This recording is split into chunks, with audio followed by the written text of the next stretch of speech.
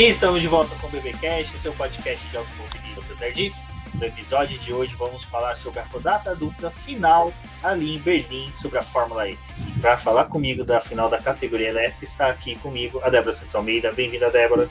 Olá, amigos, sejam bem-vindos a mais este episódio aí do BBcast. Bom, ninguém queria ser campeão, né? A gente já tava cantando essa bola aqui nos outros episódios, né? Ficou claro quem queria ser campeão, ninguém queria levar esse título e que a gente ia ter uma temporada, de certa forma, imprevisível, né? Resultados imprevisíveis até o final, e isso acabou se comprovando, mas acho que a final em Berlim foi muito digna. Foi quase um festival de Berlim, a gente vai comentar sobre isso com vocês. Exatamente. E bom, para conversar um pouco aqui desse final que foi muito gostoso, foi muito bacana, e realmente Berlim é a casa da Fórmula E, vamos falar como está Mônaco para a Fórmula 1, 500 milhas para Indianápolis. Cíntia Venâncio, Berlim é uma cidade que um dia temos que conhecer, não? Ai, por favor, eu quero ir sim, me levem. Quem for para Berlim, quando todo mundo já estiver vacinado e puder voltar a andar livremente pelo mundo, por favor, me levem, tá? Não me chamem que eu não vou poder pagar a passagem, então me levem.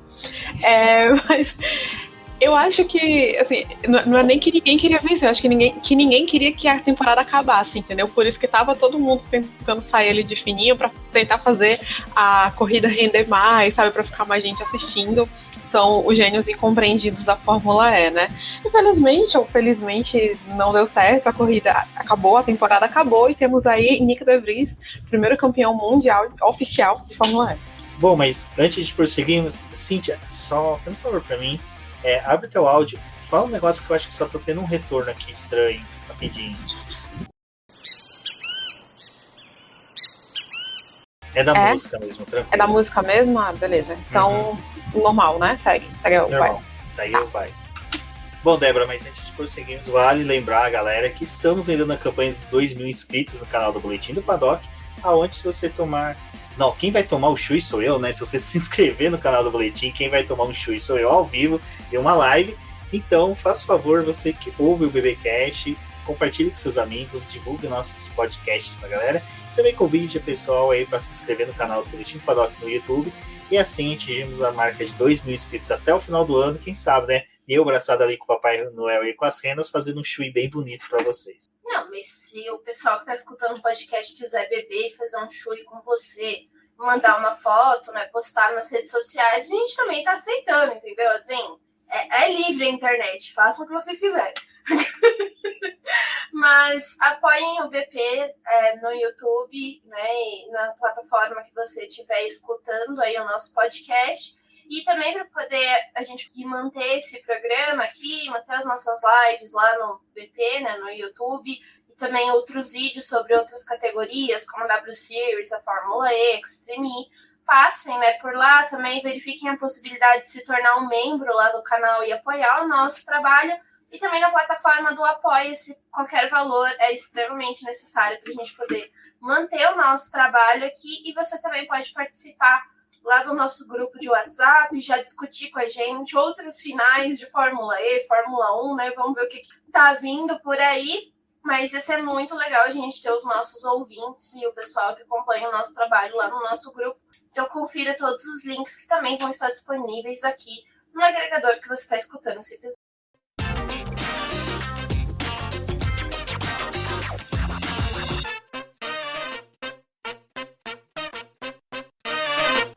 Cíntia, vale lembrar, né, que no sábado a gente já começou com otimismo ali, porque a Débora já vinha na torcida, né, de Lucas de Graça, ia conseguir virar o jogo, sabe, mas apesar de ele largar ali entre os primeiros, ele reverteu em vitória, mas foi uma vitória bonita, foi uma vitória bacana, mas não bastou para o título dele vir, né?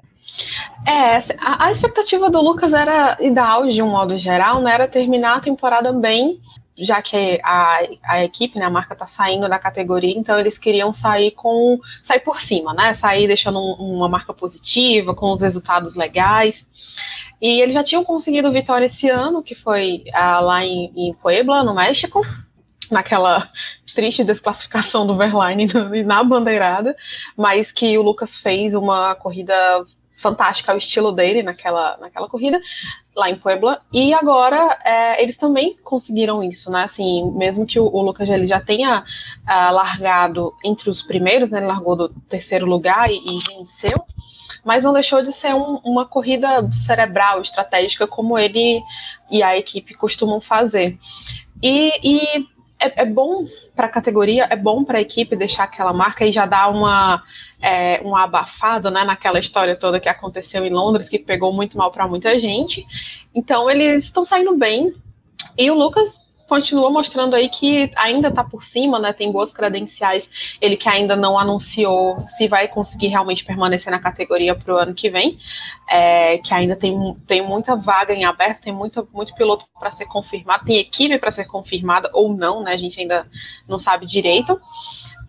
Então, mas assim, foi realmente um resultado muito legal para encerrar a temporada, para eles, para o Brasil, para a marca, para o piloto, para a categoria.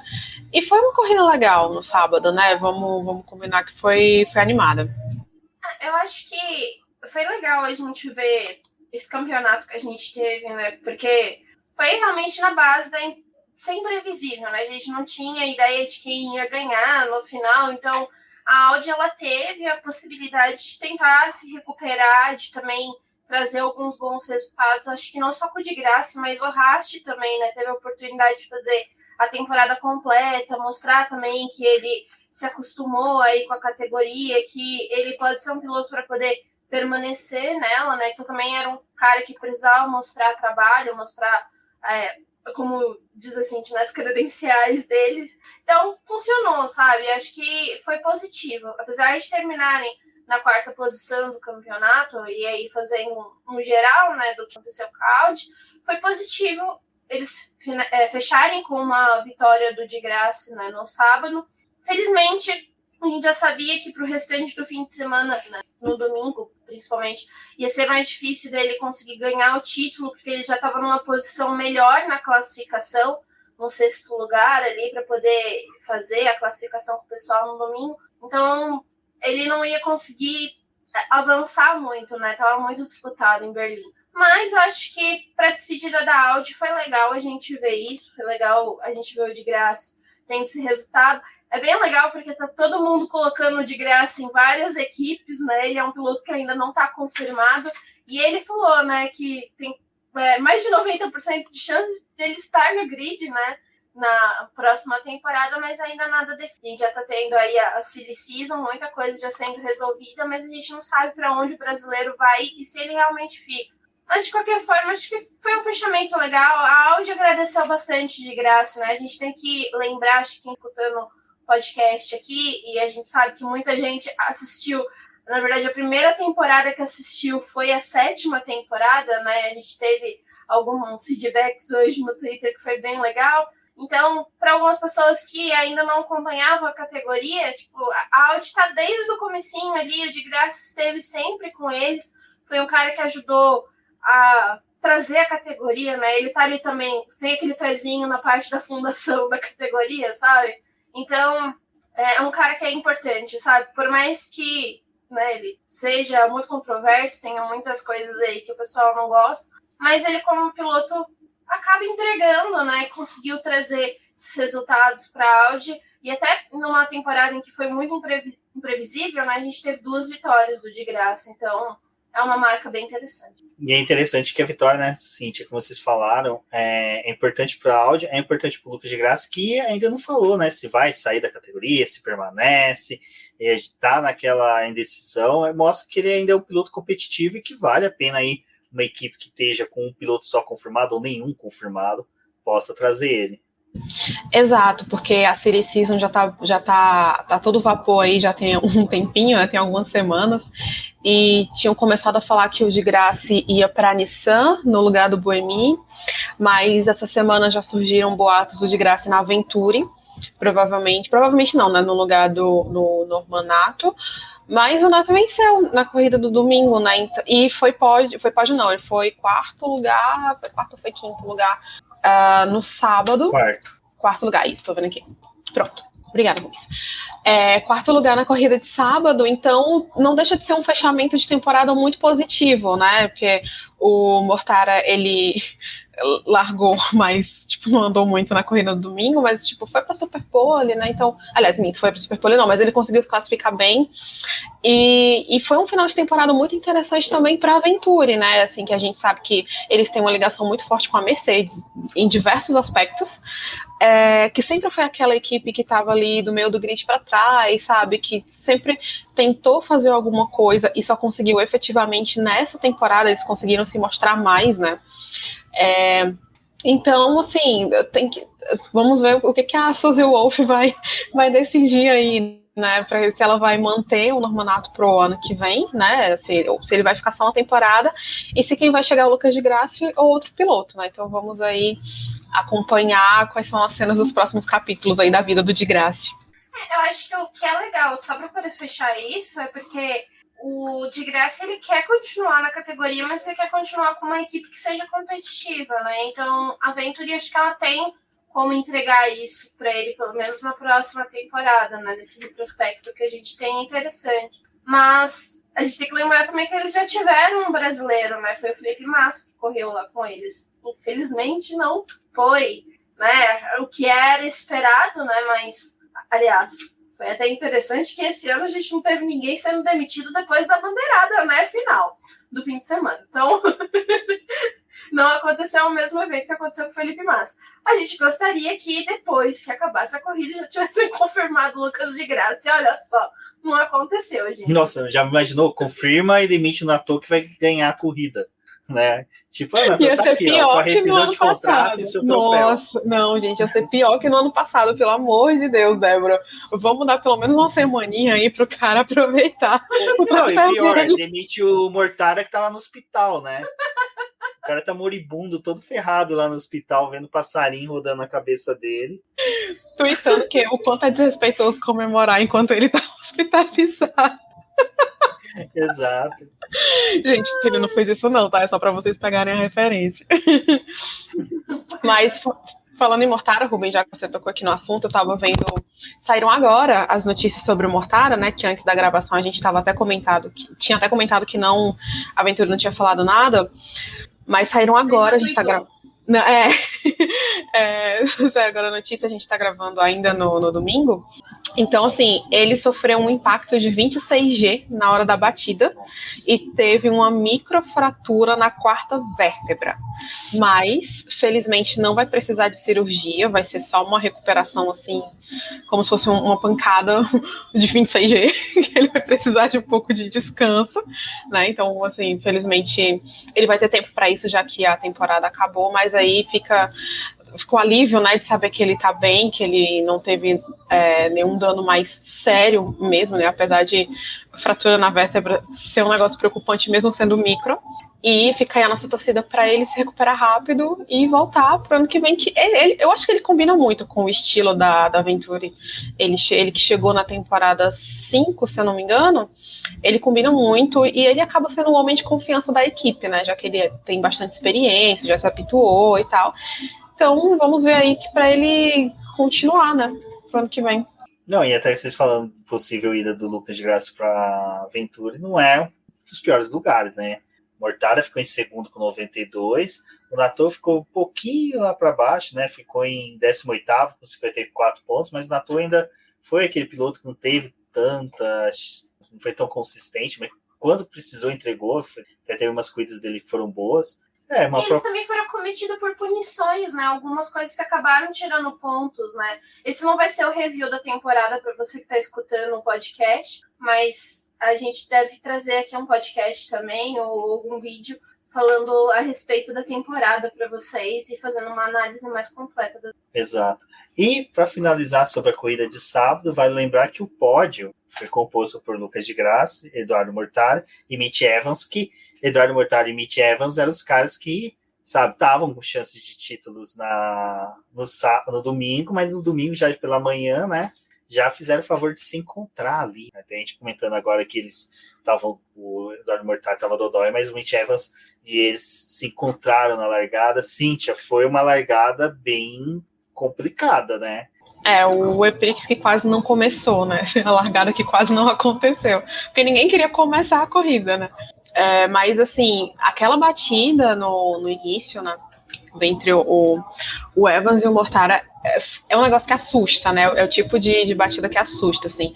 Porque você vê um carro acertando a traseira do outro em cheio, você vê o carro da frente pulando e girando no ar, sabe? É um negócio preocupante.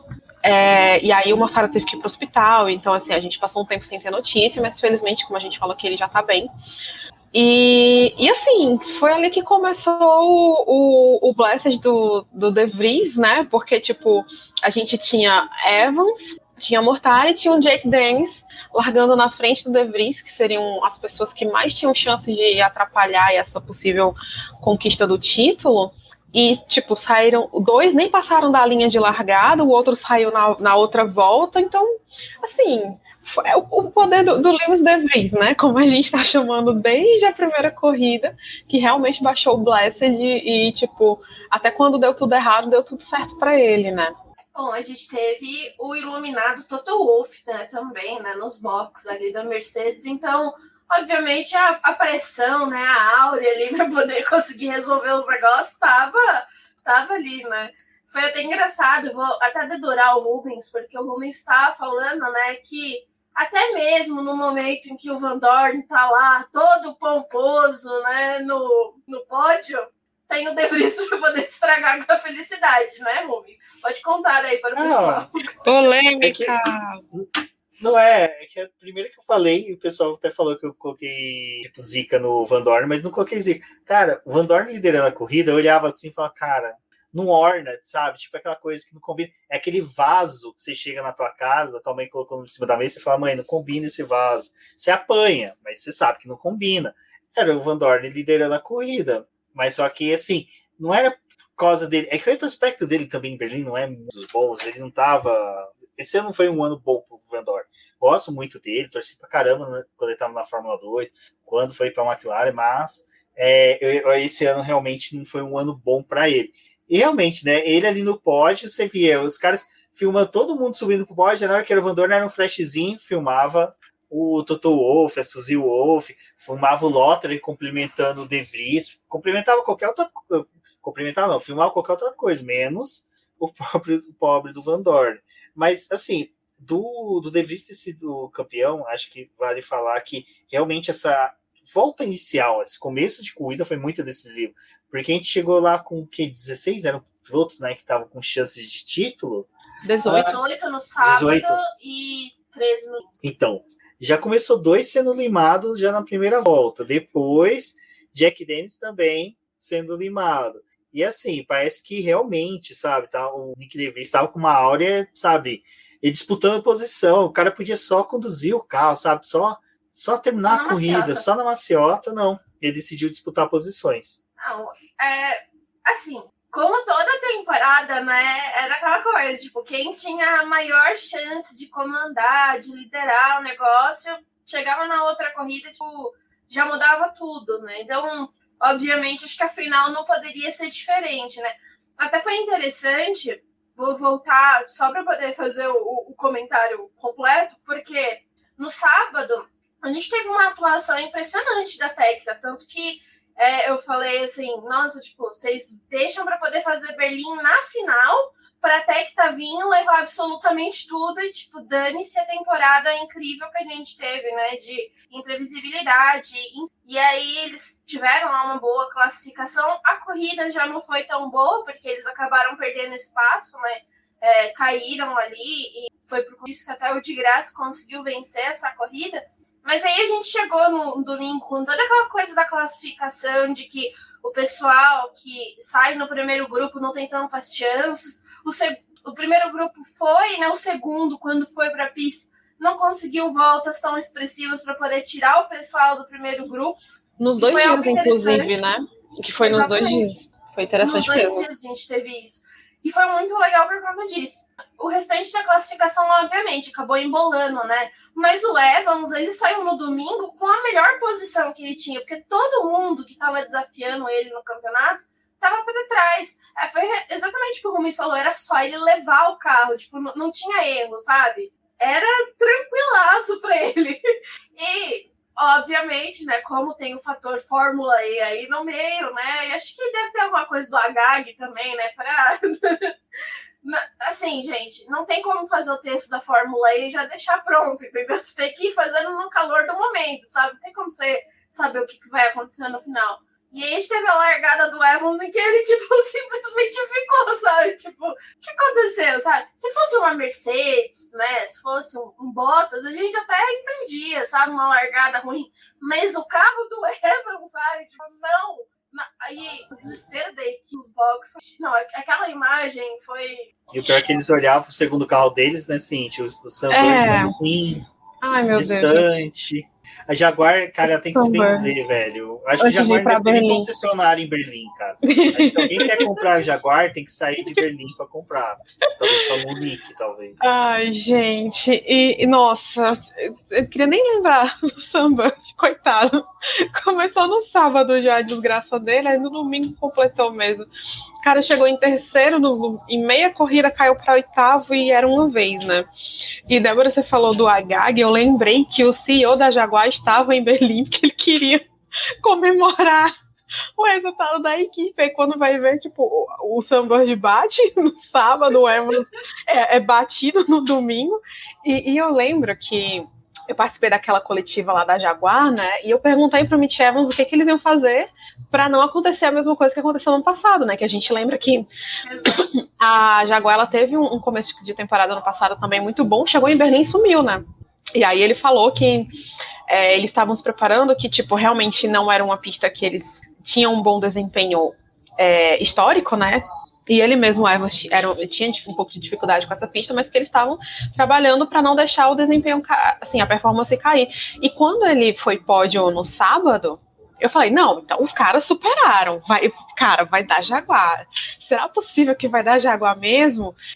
E aí, gente, aconteceu. O que aconteceu? Eles iam saber que não ia rolar. É verdade. Precisa aprender português para ouvir a gente. Mas eu vi as análises de tendência da Débora. Mas, assim, eu fiquei triste pela Jaguar porque eles tiveram um começo de temporada fantástico, né? Aquela coisa assim de você achar que, cara, a Jaguar vem muito forte, a Jaguar vai dar trabalho, não sei o quê. E aí no final, cara, sabe? Que tristeza, né? É uma pena, realmente uma pena. Eu tava realmente, ao longo da temporada eu fiquei muito confiante no Sunbird, eu achei que dessa vez ele ia conquistar o título. Já tem acho que umas 2 temporadas, não, uns 3, que eu acho que ele merecia ser campeão. Ele é muito competitivo, ele é muito rápido. Mas, gente, eu não sei se sou eu não sei que zica é essa, que o universo não quer que ele seja campeão ainda. Mas vamos torcer para ver se ele consegue no ano que vem, né? E ver se a Jaguar consegue oferecer um pouco mais de consistência ao longo da temporada para poder ser mais competitiva, né? Quando chegar no finalzinho e disputar o título decentemente, né? Mais forte. E Débora, você comentou que na corrida de sábado a Tech Tita, né, decidiu aparecer. Bom, ela, na corrida de domingo, só apareceu em um determinado momento, né? Que foi quando Lucas de Graça e Antônio Félix da Costa se encontraram ali. Mais uma vez, o Lucas de Graça, coitado, eu acho que ele deve ter algum delay em questão de virar volante, que ele conseguiu mais uma vez espalhar para cima de coleguinha e jogou, né, o Antônio Félix da Costa no muro, que fez com que o piloto quebrasse ali e abandonasse a corrida. Não tinha chance de título, né? Mas pelo menos ele ia fazer seus pontinhos ali. A gente estava numa disputa bem interessante, né? A gente chegou na final no domingo com 13 pilotos com chance de ganhar, né? E dado o começo maluco que a gente teve dos principais, assim, tendo problema, né? Foi até um milagre, eu acho, que o De Vries conseguir terminar a corrida e ganhar, porque a zica estava realmente solta, né? Já estavam até fazendo bolão, né, para poder ver quantos carros precisavam abandonar para o de Graça ganhar o título. Então tava perto, entendeu? Assim, o negócio não tava tão difícil. O Lucas de Graça decidiu ajudar ele mesmo, né? Começou a eliminar os postulantes a título, né? Exatamente, né? como eu disse no Twitter, eles estavam jogando resta 1, entendeu? O que restasse, levava o título. Foi até... Aí sobrava o Van Dorn, né? Que chegou sem chance de título. Ai, toca a música do Titanic pro Van Dorn. Bom, de graça tava ali, né? Na loucura pra poder tentar alguma coisa. Foi até peculiar, né? Se a gente for parar pra poder pensar um pouco, porque no sábado ele conseguiu trabalhar o modo ataque, conseguiu ganhar posição ali, assumir a liderança. Até foi interessante porque no sábado eles usaram um modo ataque de 8 minutos, né? Um modo ataque de 8 minutos. E no domingo eles voltaram com duas ativações de 4 minutos. E acho que foi uma coisa que foi até mais acertada, assim, para poder a gente ter mais ultrapassagem, ter uma dinâmica melhor. Eu gostei mais da corrida do domingo, não pelos abandonos ou pelas coisas que aconteceram, mas pelo fato dessa dinâmica do modo ataque. Mas de graça ele não conseguiu, trabalhar o modo ataque para poder ganhar posição. Ele ganhava algumas posições, o pessoal ativava, ele perdia de novo, né? Então não tava uma corrida tão interessante para ele poder conseguir terminar nos pontos, né? E aí teve esse lance, né, com o Antônio Félix da Costa, que ele acabou abandonando. Aí a gente teve a entrada do safety car. O Antônio Félix da Costa lá no acostamento, né, ali na pista, batendo palma para o de graça. Quem nunca, né, fez isso? Quem não? Eu achei que por um breve momento, assim, me passou uma imagem na minha cabeça do Félix pulando no carro do Lucas de Graça e dando esmurrada no capacete dele, sabe? E até foi engraçado porque o de Graça, ele tá no carro e ele tava balançando a cabeça, assim, sabe? Não sei se eram os bumps da pista ou o que ele tava imaginando a cena também, Débora, vocês compartilharam esse pensamento. A gente compartilha esse momento aí. Bom, a gente sabe que corrida de duplas na Stock Car, com os dois não rola mais, entendeu? Esse convite não pode ser mais feito. Mas foi engraçado, assim, pela cena que aconteceu, sabe? Obviamente não foi legal, né, o Antônio Félix da Costa abandonar. E, aliás, quem quiser aí, faça as contas de quantas vezes na temporada o Lucas de Graça pegou drive-thru como punição, entendeu? Porque foi pelo menos umas 3, 4, sabe? O número é alto. Eu acho que o mais constante que esse número aí do de graça é só as voltas rápidas do René Rast, que o cara fez 5 na temporada, que é um negócio assim surreal. E uma coisa que eu acabei lembrando agora, que eu tava até vendo aqui a tabela de construtores, e a gente meio que sem querer querendo tá falando das equipes na ordem da classificação, né? Então teve a Mercedes, Jaguar em segundo, a Tech Cheetah em terceiro, e o de graça poderia ter feito um trabalho melhor aí no strike, porque a Audi ficou na quarta posição, só 1 ponto atrás da Tech Cheetah, empatada com a Virgin, com 165 pontos. Então, e tem uma outra coisa também que o De Vries, ele comentou na coletiva pós-corrida, né, que foi por que ele estava disputando posição com o Sam Burge. Porque tava todo mundo assistindo, né? A gente ficou, gente, mas calma, tu já é campeão, não precisa. Só que ele tava pensando na equipe, porque ele achou que quando ele perdeu o 7º lugar pro Sam Burge, a Mercedes não ia ser campeã dos construtores, ia ser a Jaguar, né? Porque o Sam Burge estava na frente dele. Só que depois foi que o engenheiro falou que não, a posição dele estava segura, estava tudo certo, a equipe também estava conquistando o campeonato e ele podia ficar tranquilo, poderia ficar com o 8º lugar, que estava bom para todo mundo, né? Então, eu achei legal isso da parte dele também, né? Porque ele também não estava preocupado só com ele, né? Ele estava preocupado com a equipe e até porque o Toto Wolff estava lá, então ele tinha que mostrar Escola Russell, né? Exatamente.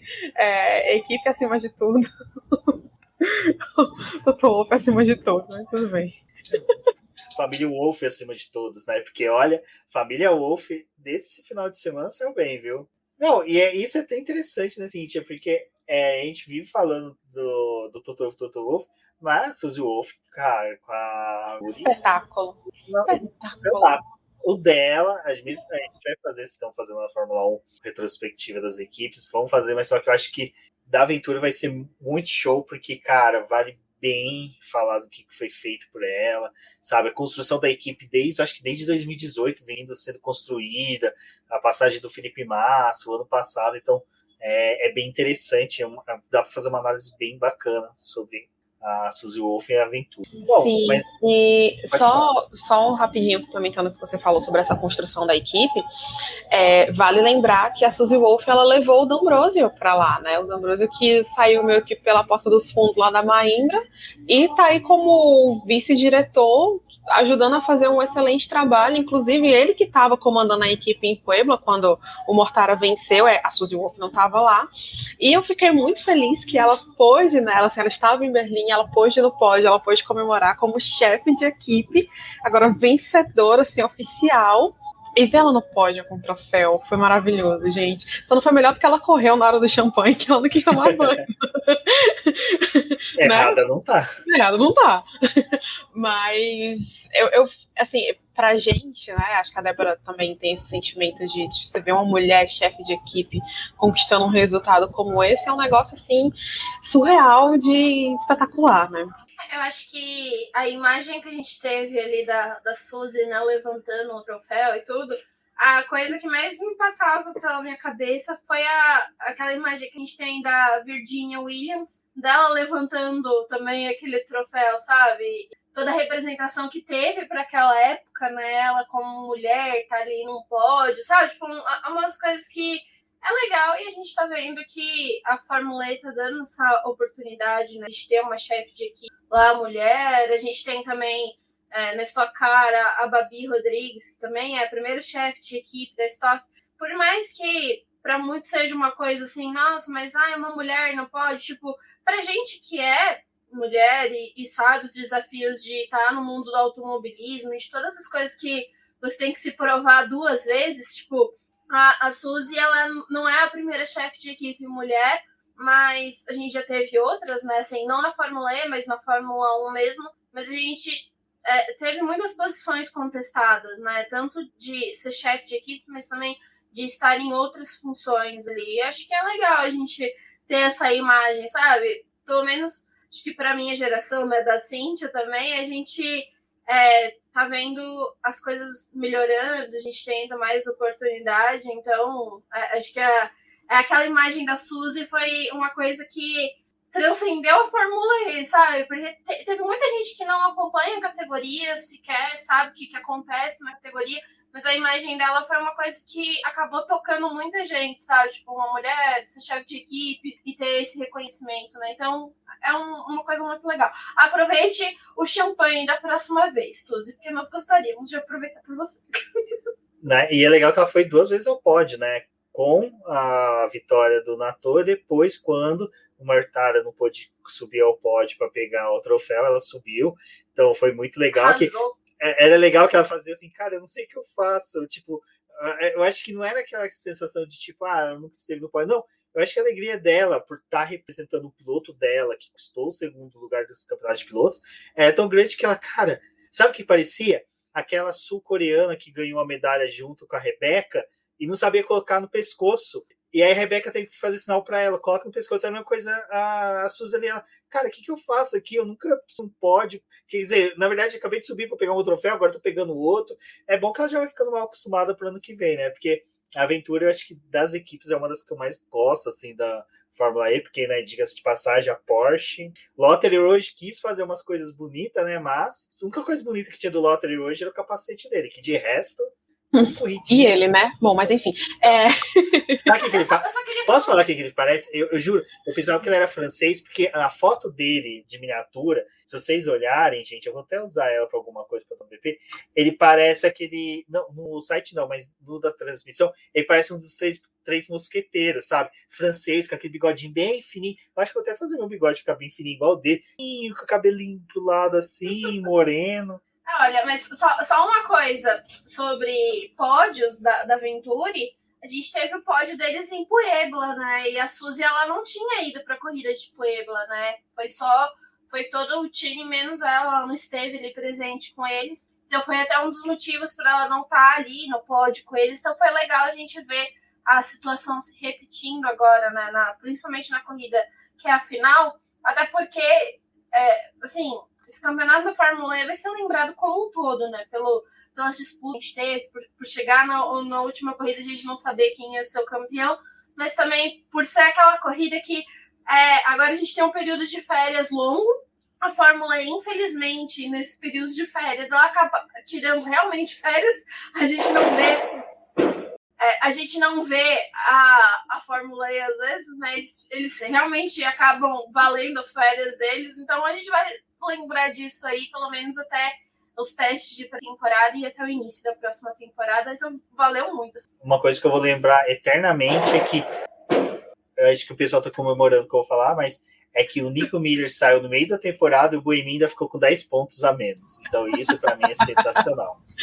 Eu acho que uma coisa que eu vou lembrar é você falou do Lotterer, Rubens, a disputa do Lotterer com o Alexander Sims nos últimos minutos da corrida de domingo, que eu achei que eles iam explodir metade do circuito e eles conseguiram fazer direitinho. Assim, foi literalmente roda com roda. Eu achei que alguém ia rodar ali, porque são 2 tratores, né? Assim, vamos combinar.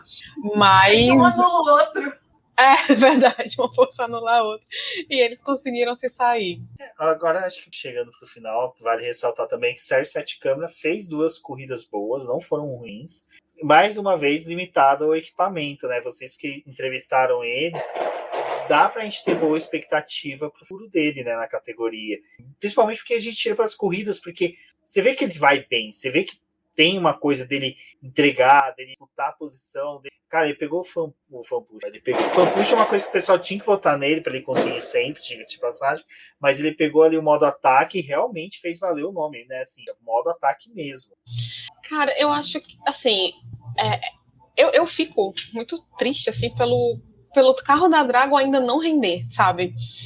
Que, ok, e foi uma coisa que foi até comentada na transmissão internacional oficial da Fórmula E, que é assim, o Sete Câmara, ele teve, desde que ele se achou mais, né, na categoria, porque no começo da temporada ele cometeu ainda os erros, né, ele bateu, enfim, coisa de novato, mas desde que ele se achou mais, ele teve ótimos rendimentos em classificação, só que, tipo, ritmo de corrida, o carro não rendia, né, não tinha muita performance. E fora as punições. Então, assim, do quali para a corrida, ele correu o risco de ser punido, mas, felizmente, os 3 pilotos que estavam investigados foram só multados, né? Então, vai estar indo €1.000 aí para a continha da FIA, de cada equipe, né? Que foi o Verlaine, o Buemi e o Sete Câmara, que eles descumpriram lá um procedimento, as orientações dos fiscais, quando tiveram que dar a volta rápida no quali, né? Voltar para os boxes. E assim, honestamente, eu queria que ele tivesse o mesmo caminho do Max Günther, né, que era sair da Dragon e ir para a BMW, porque eu acho que o Günther ele ficou devendo muito nessa temporada, né, assim, ano passado ele teve uma boa estreia pela BMW e esse ano ele foi ofuscado pelo Jake Dennis, sabe, pelo novato que chegou desacreditado e tá aí, saiu vice-campeão. Não, terceiro lugar no campeonato de pilotos, né? Então, não sei, assim, eu não sei se a BMW, se a Andretti agora, né, porque a BMW vai sair, mas se a Andretti vai renovar com o Günther, mas assim, o Sete Câmara já tá numa equipe americana, então ele já é meio acostumado aí com o American Way of Life and Work, então fica aí a dica. Mas tem aquela coisa, né? Assim, se ele conseguir ajudar a Dragon a se reerguer, que é mais arriscado, ele vai ter muito mérito, muito crédito e vai ser muito visado dentro da categoria, né? Eu acho que é realmente isso, né? O Câmara, ele tá limitado ao equipamento que ele tem, mas mesmo assim ele tenta entregar, trazer resultados pro time. Então, obviamente, é o que a gente espera, né? Que na próxima temporada ele tenha um equipamento melhor e que ele possa entregar desde que ele permaneça com a Dragon, né? Eu acho que, pelo que está se desenhando a temporada e pelas confirmações que a gente tem, provavelmente ele permaneça realmente na Dragon, assim, não tem muito para onde fugir, né? Porque a maioria das equipes já estão com algumas coisas encaminhadas, esses falatórios que a gente está tendo a respeito de pilotos sendo indicados para outras equipes. Muitos estão se falando de outros pilotos, o Câmara não está entrando nesses debates. Então, assim, quando a gente tem algumas especulações, é porque, de certa forma, tem algum fundo de verdade aí em algumas coisas que estão sendo traçadas. Mas o Câmara, ele ainda não está, né, sendo ventilado para outras equipes. E como ele deu aquela entrevista, a gente provável que ele permaneça na Dragon se eles conseguirem fechar esse contrato, né?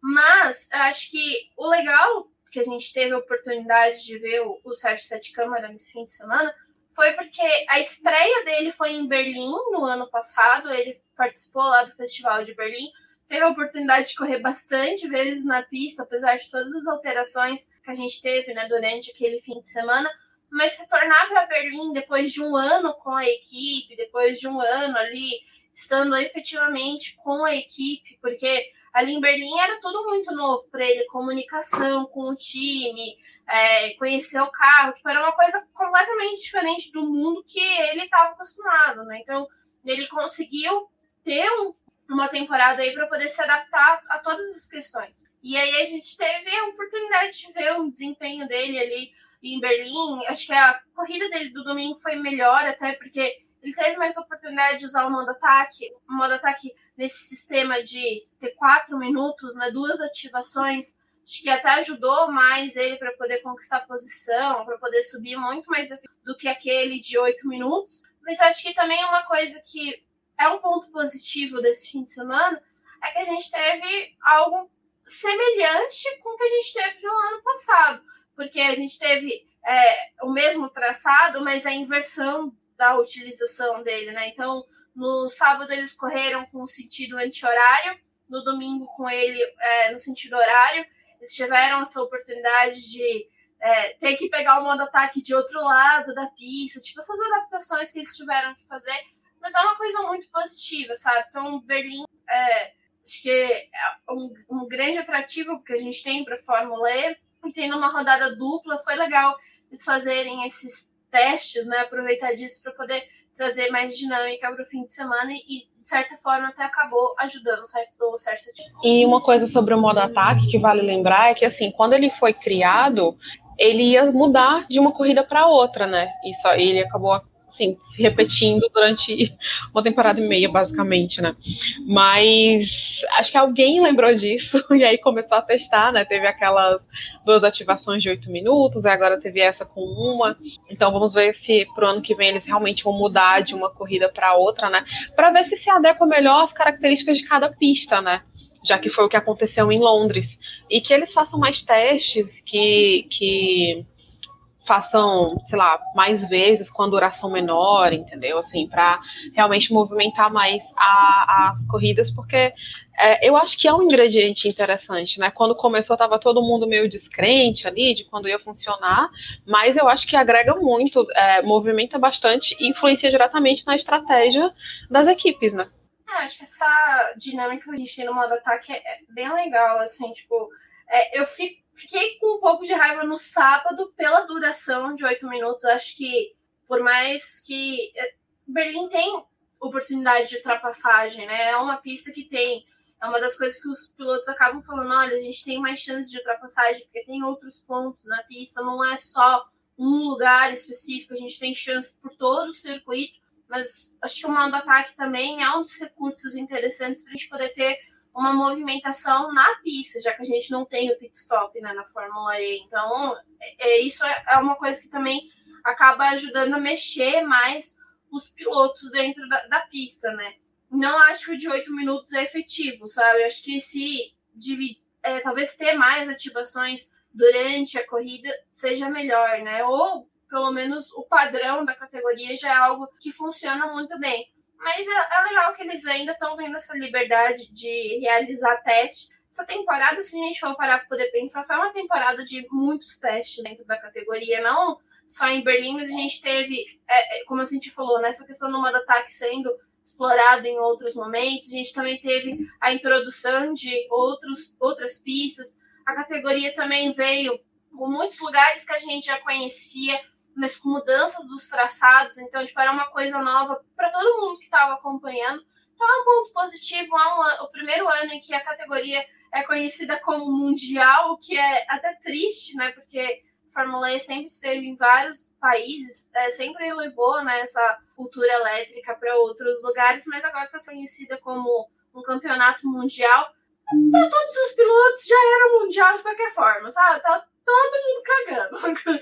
Mas no papel, tá ali agora é mundial. Bom, e, né, como a Fórmula E sempre gosta, né, a gente só teve ali o Vergne que quis ser o diferentão, ser um piloto que ganha 2 títulos, né, Mas esse ano a gente viu um piloto novo, campeão, isso é muito bacana, uma temporada que teve inúmeros pilotos que venceram corridas diferentes, então foi um campeonato sim competitivo até a última curva, e o Nick De Vries ter sido campeão vai daquela máxima, né? O piloto veio da Fórmula 2, campeão da Fórmula 2, poderia ter ficado ali piloto de teste de uma categoria da Fórmula 1, mas não, decidiu ir para a competição, viu que era um bom lugar para ele, provou que sim, que pilotos de categoria de base podem mirar a Fórmula E como uma categoria aí para poder ascender. E sim, tia, foi muito bacana, né, ver ele ser campeão. Por mais que eu vou ser chato de falar que eu queria ter visto ele pelo menos disputando a vitória, mas como a gente comentou aqui, o cara estava disputando posição com o Sam Bird para ganhar título de construtores. Então aquilo ali já vale muito, né? É legal ver esse espírito de equipe dos pilotos. E eu confesso para vocês que eu fiquei feliz pelo De Vries, porque assim, apesar de toda a inconstância da Mercedes no decorrer do campeonato, o Nick De Vries ele já tinha 2 vitórias, ele conseguiu 2 pódios lá em Londres. Londres? Não, Londres, foi mal. Ele conseguiu um pódio, sabe? Assim, ele teve um histórico bom, assim, de pontuar bem durante o campeonato, né? Porque apesar... A gente sabe, são 18 pilotos que têm chances, mas a gente sabe que uns acabam tendo mais chances que os outros, assim, não tem como, né? E, tipo, não foi um piloto, sei lá, aleatório que ganhou, entendeu? Tipo, o Sims, sabe? Tipo, Verlaine, Lottery, entendeu? A galera que tava lá atrás e aconteceu um terremoto lá no aeroporto e esses caras foram campeões. Não. Foi o De Vries, assim, que... eu lembro muito da primeira vitória dele lá em Diriá, que assim, ele tava numa tranquilidade, como se ele estivesse indo na padaria, né? Comprar pão lá na Holanda. E quando ele se tocou que ele tinha conquistado o título, ele estava muito emocionado. Então foi muito lindo de ver, sabe, essa conquista deles, ver a Mercedes lá, ver o Toto Wolff lá, sabe, vendo todo mundo comemorando. O próprio Van Dorn também feliz por ele, né?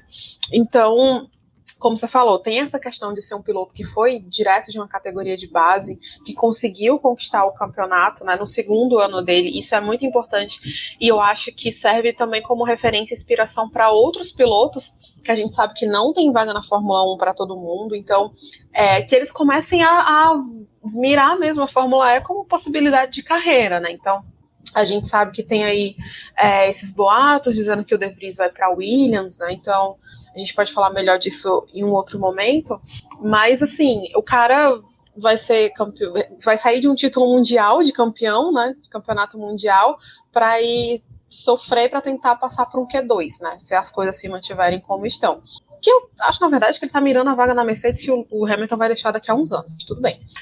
Mas ele vai passar pelo menos uns 2 anos de sofrimento na Williams, caso ele vá, né? Então, assim. Mas, voltando pro título, é muito legal de ver, realmente, assim, um piloto jovem que conseguiu se destacar, conseguiu peitar muita gente, sabe? Conseguiu peitar campeão, né? Então, na última corrida ele estava disputando com o Sam Bird, que é um piloto experiente, que foi piloto reserva da Mercedes também durante 4 anos, que é um piloto que sabe como a filosofia da Mercedes funciona, que tem essa cabeça de ser campeão, de sempre fazer o melhor, de sempre dar o máximo, né? Extrair o máximo do equipamento. E ele soube aproveitar as oportunidades que ele teve. Claro que o poder como eu falei no Twitter, né, o poder do Blessed ajudou muito nessa corrida, porque tipo, os adversários saíram logo no começo, mal largaram, e ele só precisou administrar a super vantagem que ele tinha, né? E enfim, assim, eu fico feliz por ele. Eu acho que é muito importante para a categoria ter um campeão como o De Vries, e vamos ver como é que vai ficar a Mercedes, né? Porque já tem gente dizendo que eles vão sair da Fórmula E no ano que vem, no final da temporada do ano que vem. Então, vamos ver aí, acompanhar o desenrolar dessa história toda. Eu não sei se no final, assim, eu fiquei tão impressionada com ele ganhando, porque foi uma temporada tão doida e ele também teve essa questão de sobe e desce, né? Tipo, ele ia muito bem em algumas corridas, mas em outras ele ia muito mal. Então, é um piloto que eu acho que se você olhar para tudo que aconteceu na temporada, ele foi o retrato da temporada, sim, por esse sobe e desce maluco que a gente teve no campeonato, sabe? Mas eu acho que porque tá todo mundo... está todo mundo ali impactado com a questão de nossa, a Mercedes vai levar também na Fórmula E, sabe? Eles vão ter essa capacidade para poder conseguir um título na Fórmula E também, depois de tudo que eles já fizeram na Fórmula 1. Então, acho que talvez não fica tão impactante. Mas se você olhar por outro lado, tipo, tem pouco tempo, né, que eles conseguiram também fazer todo esse trabalho na Fórmula E. Pode não ter sido o maior destaque, mas eles conseguiram se manter um tempo ali em primeira posição, o De Vries mesmo, tem uma temporada interessante. Então, acho que pelo que a Cíntia falou, né, de ter conseguido derrotar pilotos que já estão consolidados na categoria e alguns que a gente estava até esperando ter um título muito antes do que ele, ao exemplo do próprio Sam Bird, né? Tipo, quanto tempo a gente está esperando o Sam Bird ter um campeonato e não vem? E o De Vries, tipo, novo, de certa forma ainda imaturo, né, para dentro da categoria, pelas coisas que a gente tem de outros pilotos. Então ele acabou conseguindo essa vitória, né? E fora que sobreviveu à última corrida, né? Porque na última corrida a gente teve, assim, estavam eliminando 1-1 ali de quem tinha a possibilidade de ganhar o título. Obviamente, foi até superar essa corrida para poder conseguir o título foi algo bem, bem legal, assim. E, obviamente, todo mundo ali, né? Tava Toto Wolff, tava o It's James lá também ajudando, né? A Mercedes, acho que é essa construção, né, de equipe que tenta fazer tudo absolutamente certo, não importa o lugar onde eles estejam, né, para poder trazer resultados. Eu fico um pouco pensando, assim, se ele realmente vai ir para a Fórmula 1. A questão da Williams ainda é uma coisa muito complicada, assim. O pessoal fala muito sobre ele ir, mas trocar um campeonato que é meio que certo que eles possam ter um desempenho bom, mas ir para uma Fórmula 1 que a gente não sabe ano que vem como é que a Williams ainda vai estar, né? A gente torce para que esteja melhor, mas ainda não é uma certeza. A gente não tem ideia, né? Obviamente, para muitos pilotos é muito interessante correr na Fórmula 1, pegar um regulamento novo, um carro novo, mas acho que ele tem oportunidades ainda na Fórmula E. Falta a Mercedes se decidir se vai permanecer aí na categoria ou não, né? A gente também não quer que a Mercedes saia, por mais que para muitos ainda tem aquele medo de a Mercedes vai dominar, sabe? Ela vai conseguir alguma coisa maior na Fórmula E, mas a gente estaria perdendo uma equipe dentro da categoria e isso não é legal. O campeonato também é legal da Fórmula E, por a gente ter muita gente competindo, né? Eu queria só comentar uma última coisa sobre isso, que foi a postagem da Mercedes comemorando o primeiro holandês campeão mundial do automobilismo. Gente, que veneno, né? Que veneno que a Mercedes postou aqui. E eu acredito que seja uma das poucas vezes que eles vão comemorar a vitória de um holandês no automobilismo, né? Bom, enfim, é isto. Bom, e eu acho que assim, é pra comemorar se você é fã de Fórmula 1, fã de Fórmula E. Esse lance que a Débora falou no final de que De Vries ir pra Fórmula 1, eu acho que, cara, seria uma das piores derrotas que ele poderia ter na carreira, só se ele fosse realmente para uma Mercedes. Acho que trocar só a Mercedes, sabe, lado da fábrica. Porque trocar para ir para uma Williams, para chafurdar no final do grid, ficar disputando posição com o Haas, nossa, seria deprimente, sabe? Então, eu particularmente torço muito para que ele não saia da categoria. Se um dia sair, que vá para uma equipe de ponta da Fórmula 1 ou outra categoria de automobilismo, mas só que Fórmula 1 acho que seria um retrocesso para ele buscar uma Fórmula 1, vai Williams, por exemplo. Seria muito ruim para a carreira dele. E vale lembrar que o Vergne e o da Costa disseram não para a Fórmula 1 depois que eles foram campeões na Fórmula E, né? Assim, são condições diferentes, lógico, porque eles dois são mais velhos, né? Então já estão ali perto dos 30 anos e tudo, sabem que na Fórmula 1 as coisas são mais complicadas. O Davi está com 26, então ele tem, teoricamente, ele tem um pouco mais de estrada aí pela frente, mas assim, tem uma série de coisas que ele precisa considerar nessa mudança. Se bem que, na verdade, é tipo assim, o Toto Wolff diz, garoto, você vai, ele vai, acabou, né? A gente sabe que a verdade é essa. E se ele disser não, nem na Fórmula E ele fica, né? Então, e aí, assim, aquela coisa, vai para Williams, mas ele vai sabendo que vai andar lá no final do grid, né? se não tiver uma grande revolução dentro lá da equipe, né? Então, mas ele vai andar lá atrás, ele vai sofrer para passar pro Q3, ou pro Q2, na verdade, né? Vai sofrer para sair do Q1, vai disputar com a Haas, vai ter que aguentar o Mazepin do lado dele, entendeu? Então, assim, e a gente não sabe quem vai ser o companheiro de equipe, porque já disseram que a Williams não precisa mais de pay driver, então, sei lá, se bobeava os dois também, né, pra Williams, porque tem o Van Dorn. Então, assim, tem uma série de coisas que aí quando a gente fizer o reviewzão a gente pode entrar mais, mas a principal mudança é essa, né? E, de novo, eu acho que ele tá mirando na vaga da Mercedes, que ele vai passar aí os 2 anos de contrato do Hamilton penando na Williams para tentar uma vaga na Mercedes em 2024. Mas, só que ele já vai estar com 28 anos, né? Então, se tiver algum novinho chegando depois, também vai ser um tiro no pé. Mas é isso aí, boa sorte, De Vries, na sua vida. De Vries está mais complicado que o Russell, eu não queria ser ele ganhando. Bom, pessoal, como a gente falou aqui mais de uma vez, vamos ter sim review da temporada, tem muita coisa até o retorno dela em janeiro.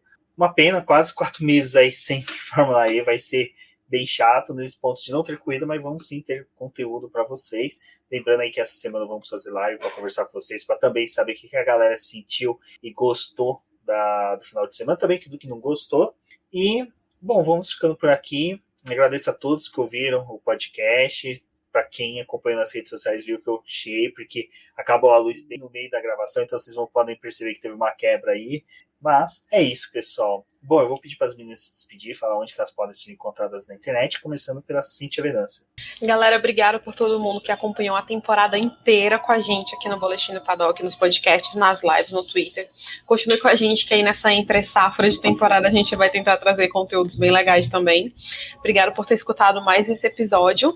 O meu Twitter e o meu Instagram é Cindy_VX, Cindy com Y. E a gente vai se falando aí sempre que der. Então comentem lá com a gente. Hoje eu vi que teve muita gente assistindo, fiquei feliz usando a nossa hashtag. Então continue usando as hashtags do BP durante as transmissões. E a gente volta a qualquer momento falando de Fórmula E aqui no BP, tá bom? Um beijo para todo mundo e até a próxima. Tchau, tchau.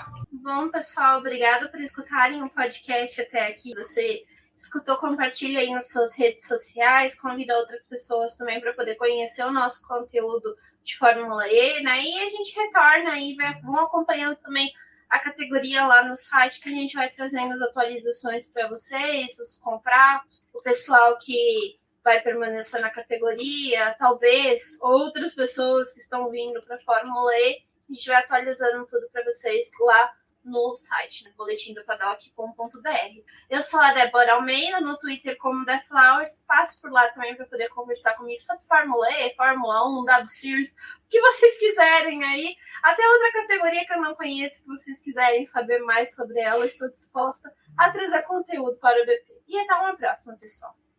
É isso, pessoal. Muito obrigado e até a próxima.